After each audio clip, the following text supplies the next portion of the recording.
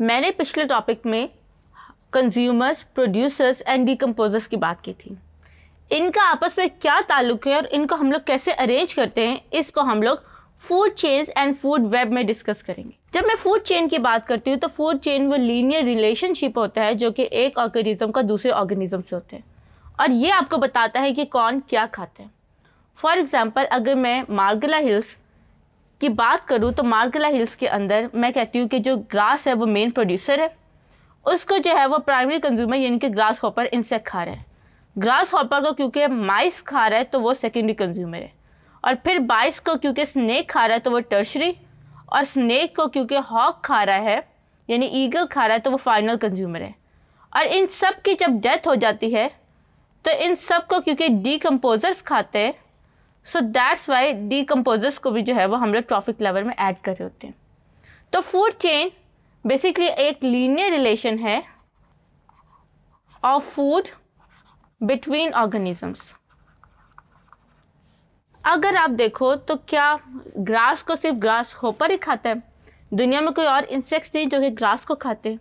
तो जो food chain है वो आपको सिर्फ एक ही ऑर्गेनिज्म का एक ऑर्गेनिज्म के साथ लीनियर रिलेशन, इनके एक ऑर्गेनिज्म का आपस में रिलेशनशिप शो कर रही होती है। तो फिर जो साइंटिस्ट थे जब उन्होंने एनवायरनमेंट को स्टडी करते तो उनको सिर्फ एक ही ऑर्गेनिज्म को स्टडी नहीं करना होता बल्कि पूरी एनवायरनमेंट के ऑर्गेनिजम्स क्या फीडिंग बिहेवियर को स्टडी करना होता है। सो दैट्स वाई उन लोगों ने फूड वेब को डिज़ाइन किया जो कि डिफरेंट कॉम्बिनेशन था बिटवीन द फूड चेन, यानी मैं डिफरेंट फूड चेन को कंबाइन करके एक नेटवर्क क्रिएट कर दूं ऑफ द फीडिंग हैबिट्स। इसको हम लोग फूड वेब कहते हैं। अब फूड वेब को समझने के लिए आप लोगों को एक टर्म को अंडरस्टैंड करना चाहिए जो कि है ट्रॉफिक लेवल। ट्रॉफिक लेवल ये वो लेवल होता है जिसके बेसिस पे हम लोग ऑर्गेनिजम्स को फीडिंग बिहेवियर की टाइप में डिवाइड करते हैं। अगर ट्रॉफिक लेवल की बात करूँ तो सबसे पहले हमारे पास आएंगे प्रोड्यूसर्स, क्योंकि सारे ऑर्गेनिज्म प्रोड्यूसर से फूड ले रहे हैं। सो दैट्स वाई प्रोड्यूसर्स जो होते हैं वो ट्रॉफिक लेवल के बॉटम पे होते हैं। फिर प्रोड्यूसर से जो ऑर्गेनिजम्स ले रहे होते हैं उनको हम लोग जो है वो प्राइमरी कंज्यूमर्स कहते हैं, और इस तरह से जो प्राइमरी कंज्यूमर्स को ईट कर रहे होते हैं उनको हम लोग सेकेंडरी कहते हैं, और जो सेकेंडरी कंज्यूमर्स को खा रहे होते हैं उनको हम लोग टर्शरी कंज्यूमर्स कहते हैं, और इसी तरह जो टर्शरी को खाएंगे उनको हम लोग क्वांटरी या अल्फा कंज्यूमर्स कहेंगे। तो हर लेवल यानी कि अगर मैं प्रोड्यूसर की बात करूँ तो प्रोड्यूसर एक ट्रॉफिक लेवल है, प्राइमरी कंज्यूमर दूसरा ट्रॉफिक लेवल है, सेकेंडरी तीसरा और टर्शरी चौथा। तो जैसे जैसे अब अबव जाते जाते वैसे वैसे ट्रॉफिक लेवल इंक्रीज होते जाते हैं, और तमाम ऑर्गेनिज्म जो कि एक ही किस्म का खाना खाते हों उनको हम लोग एक ही लेवल के अंदर रखते हैं। जैसे जो अपनी तमाम फूड खुद प्रिपेयर करते हैं उनको हम लोग प्रोड्यूसर्स में रखते हैं। अब वो चाहे यूनिसेलुलर हो चाहे मल्टी सेलुलर हो, लेकिन वो तमाम जो है वो इस एक लेवल में आएंगे प्रोड्यूसर्स में, क्योंकि ये जो है प्रोड्यूसर्स जो है वो अपनी फूड खुद प्रिपेयर कर रहे होते हैं, तो ये उनके फीडिंग लेवल या फीडिंग बिहेवियर को डिफाइन कर रहे होते हैं।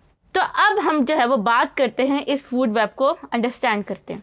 अब अगर फूड वेब में आप देखें तो सबसे पहले जो स्टार्ट होता है किसी भी चीज़ का, चाहे फूड चेन हो या फूड वेब हो, उसका स्टार्ट हमारे पास जो है वो प्रोड्यूसर से होता है।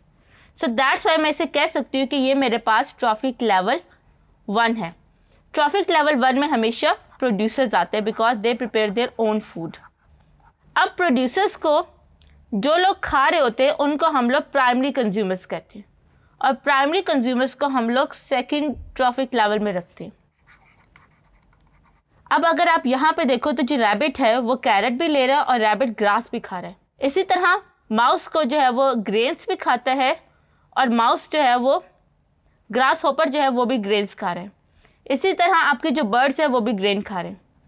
तो क्योंकि ये जो है ये एक ऑर्गेनिज्म मल्टीपल फूड खा रहा होता है, सो दैट्स वाई जो फूड वेब है ये मोर एलैबोरेट है, और इसके अंदर जो है वो एक ऑर्गेनिज्म का मल्टीपल फीडिंग बिहेवियर या फीडिंग रिलेशनशिप जो है वो शो हो सकते हैं। तो अब जो माउस या रैबिट जिसको खाएंगे उसको हम लोग जो है ये सेकंड टर्शियरी लेवल कहेंगे, यानी फॉक्स जो है वो हमारे पास जो है वो थर्ड ट्रॉफिक लेवल आता है, और इसको हम लोग सेकेंडरी कंज्यूमर कहते हैं।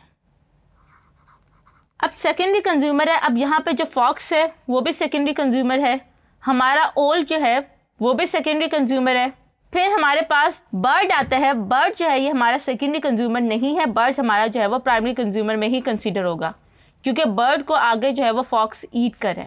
अब यहाँ पे आपने याद रखना है कि कुछ ऑर्गेनिज्म जिनको जो सबको खाएं लेकिन उनको कोई ना खाए, तो उनको हम लोग जो है वो अल्फा प्रीडेटर्स भी कहते हैं। तो क्योंकि ओल जो है वो इन सबको खा रहा है, सारे फीडिंग लेवल को खा रहा है, लेकिन उसको कोई नहीं खा रहा, तो ओल को हम लोग अल्फा कह सकते हैं। इसी तरह हमारे पास जो फॉक्स है वो भी सबको खा रहा है, लेकिन फॉक्स को कोई नहीं खा रहा, तो इसको भी हम लोग जो है वो अल्फा भी कह सकते हैं। तो यहाँ पे मैं लिख सकती हूँ कि ये सेकेंडरी कंज्यूमर के ऊपर और कोई लेवल नहीं है, सो दैट्स वाई इसको हम लोग अल्फा प्रीडेटर्स भी कह देते हैं। अब यहाँ पे आपने दो टर्म्स पे कंफ्यूज नहीं होना। मैंने अभी सेकेंडरी कंज्यूमर्स की बात की थी और थर्ड ट्रॉफिक लेवल की। यहाँ पे आप देखिए तो आपका जो पूरा फूड वेब है वो सेकेंडरी कंज्यूमर्स के बाद एंड हो रहा है, यानी सेकेंडरी कंज्यूमर के ऊपर कोई ऑर्गेनिजम्स नहीं है जो कि इनको खा सकें। सो दैट्स वाई इनको मैं अल्फा कंज्यूमर्स भी कह रही हूँ, यानी ऐसे कंज्यूमर्स जो कि फूड वेब में सारे ऑर्गेनिजम्स को खा रहे हैं लेकिन उनको कोई नहीं खाता, और ये टॉप मोस्ट लेवल को कंसीडर किया जाता है। तो यहाँ पे जो टॉप मोस्ट लेवल है वो हमारे पास T3 यानी कि सेकेंडरी कंज्यूमर है। सो दैट्स वाई इनको मैं अल्फा का टाइटल दे रही हूँ। अब यहाँ पे आपने एक और चीज़ देखनी है जो कि मिसिंग है। यहाँ पे हमारे पास जो है वो डिकम्पोजर्स का जिक्र नहीं है। अब आप तो याद रखते हैं कि जो डिकम्पोजर्स होते हैं, क्योंकि वो हर फीडिंग लेवल से खा रहे होते हैं, जब प्लांट्स की डेथ हो जाती है तो उनको भी डिकम्पोजर्स डिकम्पोज करते हैं। इसी तरह जब आपके पास जो है वो रैबिट या माउस की डेथ हो जाएगी उनको भी डिकम्पोजर्स खाएंगे, और आपके पास जब फॉक्स की डेथ हो जाएगी तो उसको भी डिकम्पोजर्स ही ईट करेंगे। तो ये तमाम मिलकर एक नया ट्रॉफिक लेवल बनाएंगे जिसको मैं फोर्थ ट्रॉफिक लेवल कहूँगी, और इसमें मैं तमाम डिकम्पोजर्स को पुट करूँगी। अब कुछ लोग जो होते हैं, कुछ साइंटिस्ट जो होते हैं, वो एक तो या तो इनको एक अलग ट्रॉफिक लेवल डेजिग्नेट करते हैं डिकम्पोजर्स को, या कुछ इनको ट्रॉफिक लेवल में नहीं पुट करते क्योंकि ये हर ट्रॉफिक लेवल से खा रहे होते हैं, तो ये जो है ये फूड वेब में प्रॉपरली अरेंज नहीं होते, तो इसको जो है वो मोस्टली मेंशन नहीं किया जाता। लेकिन आपने याद रखना है कि जो डिकम्पोजर्स होते हैं वो हमेशा टॉप मोस्ट का लेंगे, यानी कि अगर T3 पे एंड हो रहा है तो फोर्थ जो लेवल होगा वो डिकम्पोजर्स का होगा, और वो हर लेवल से जो है वो फूड लेंगे। अब हमने ट्रॉफिक लेवल डिस्कस करने के बाद एक और रिलेशन डिस्कस करते हैं। समटाइम्स ऐसा होता है due to certain environmental conditions कि आपके पास जो कुछ फूड होती है वो कम या ज़्यादा हो जाती है। यानी मैं कहती हूँ कि due to some unknown reason हमारे पास जो कैरेट की ग्रोथ है वो कम होगी। जब कैरेट कम हुई तो कैरेट के ऊपर कौन से सर्वाइव कर रहे थे? सिर्फ रैबिट कैरेट खा रहा था, और रैबिट के पास कैरेट के अलावा ग्रास का भी ऑप्शन था, यानी उसके पास एक फूड चॉइस जो है वो कम हो गई है। सो दैट्स वाई उनका जो रैबिट का नंबर है वो डिक्रीज होगा अपॉन डिक्रीजिंग द कैरेट, यानी कि कैरेट का नंबर डिक्रीज होने की वजह से रैबिट का नंबर डिक्रीज होगा, लेकिन ख़त्म नहीं होगा। रीज़न बता सकते हैं? रीज़न ये है क्योंकि रैबिट दो चीज़ें खा रहा था। आपके पास जो है वो दो ऑप्शन है खाने के। अगर आपको पिज़्ज़ा नहीं भी मिलेगा तो आप दाल रोटी भी तो खा सकते हैं ना।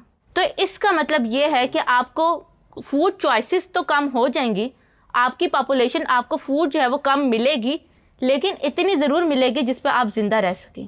अब इसी तरह आपने याद रखना है कि जब मैं माउस की बात करूं तो माउस जो है वो सिर्फ एक ही चीज़ को खा रहा है जो कि है ग्रेन्स। तो जब ग्रेन्स ख़त्म होंगे तो माउस की पॉपुलेशन जो है वो भी ख़त्म हो जाएगी, क्योंकि माउस के पास रैबिट की तरह फूड चॉइसेस नहीं है, वो एक ही चीज़ पे सर्वाइव करे।